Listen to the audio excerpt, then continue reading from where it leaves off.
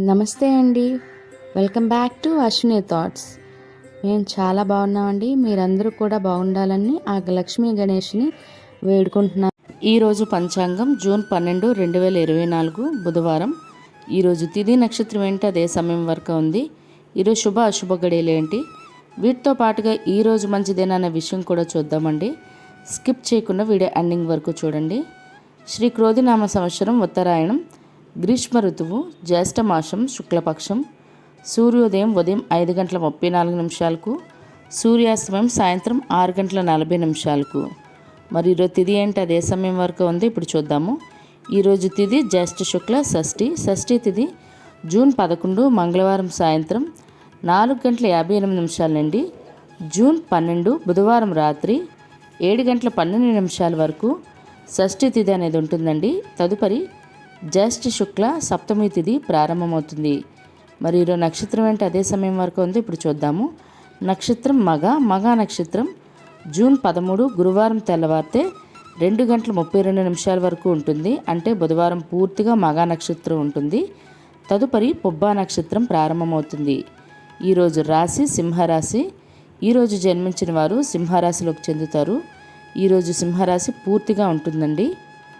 యోగం హర్షణ సాయంత్రం 5:14 వరకు. తదుపరి వజ్ర.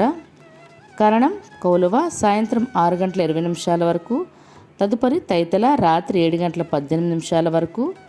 తదుపరి గర వణిజ. చూశారు కదండి. ఇప్పుడు ఈరోజు శుభ అశుభ గడియలు చూద్దాము. ముందుగా అశుభ గడియలు చూద్దాము. అశుభ గడియల్లో ముందుగా వర్జం మధ్యాహ్నం 1:28 నుండి మధ్యాహ్నం 3:12 వరకు. దుర్ముహూర్తం ఉదయం 11:31 నుండి మధ్యాహ్నం 12:23 వరకు దుర్ముహూర్తం అనేది ఉంటుంది. రాహుకాలం మధ్యాహ్నం 12 గంటల నుండి మధ్యాహ్నం 1:30 వరకు. యమగండం ఉదయం 7:30 నుండి ఉదయం 9 గంటల వరకు. గుళిక కాలం ఉదయం 10:36 నుండి మధ్యాహ్నం 12:21 వరకు. ఇవన్నీ ఈరోజు అశుభ సమయాలండి. మరి ఇప్పుడు ఈరోజు శుభ సమయాలు అనేవి చూద్దాము. శుభ సమయాల్లో ముందుగా బ్రహ్మ ముహూర్తం తెల్లవారితే 4:09 నుండి తెల్లవారితే 4:57 వరకు. అమృత గడియలు రాత్రి 11:32 నుండి రాత్రి 1:19 వరకు. ఈరోజు అభిజిత్ ముహూర్తం అనేది లేదండి. ఇవి ఈరోజు శుభ సమయాలు. మరి ఇప్పుడు ఈరోజు ప్రశ్న చూద్దాము. ఈరోజు ప్రశ్న, తుంగభద్ర నది ఏ రాష్ట్రంలో ప్రవహించి ఎక్కడ సంగమిస్తుంది? ఇది ఈరోజు ప్రశ్న అండి. జవాబు కింద కామెంట్ బాక్స్లో కామెంట్ చేయండి, లేదా కమ్యూనిటీలో ఇదే ప్రశ్న నేను పెడతాను, అక్కడ కూడా ఆన్సర్ చేయండి వీలైతే. మరి నిన్నటి ప్రశ్నకి జవాబు, యమునా నదిగా ఉంటూనే ఏ అవతారాల్లో శ్రీకృష్ణుని చేరుకుంది యమునా నది? మొదటిగా కాళిందిగా అవతరించి శ్రీకృష్ణుని పట్టపురాణి అయిందండి. మొదటి ప్రశ్న కాళింది ఆన్సరు. రెండోది విశాఖ అనే చెలికత్తెగా మారి కృష్ణుడితో నృత్యం చేసిందే అండి. రెండు ఆన్సరు. అంటే కాళింది విశాఖ రెండు మాట జవాబులైతే. మరి ఇప్పుడు ఈరోజు యొక్క ప్రత్యేకతలు అనేవి చూద్దాము. ఈరోజు ఆరణ్యక వ్రతం అండి, మరియు ప్రపంచ బాల కార్మిక వ్యతిరేక దినోత్సవం కూడా, మరియు హీరో గోపీచంద్ గారి పుట్టినరోజు కూడా. ఇవి ఈరోజు ప్రత్యేకతలు. మరి ఇప్పుడు ఈరోజు మంచిదేననే విషయం చూద్దాము.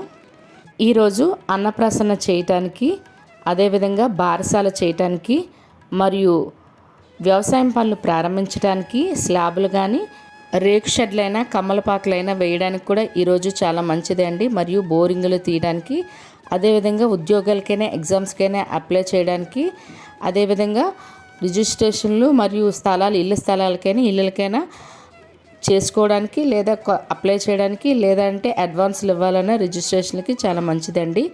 అదేవిధంగా ఈరోజు నూతన ఉద్యోగాల్లో జాయిన్ అవ్వడానికి కూడా చాలా మంచిది. చూసారు కదండి ఈరోజు పంచాంగం. మీకు ఈ వీడియో నచ్చినట్లయితే మీ ఫ్రెండ్స్ అని, మీ ఫ్యామిలీ మెంబర్స్ కానీ ఈ వీడియో అవసరం అనుకుంటే వాళ్ళకి ఈ వీడియో ఫార్వర్డ్ చేయండి. మరిన్ని ఇంట్రెస్టింగ్ వీడియోల కోసం అశ్విని థాట్స్ ఛానల్ని సబ్స్క్రైబ్ చేసుకోండి. బెల్ బటన్ టచ్ చేసినట్లయితే ప్రతి నా వీడియో మీకు నోటిఫికేషన్ కింద వస్తుంది. ధన్యవాదములు.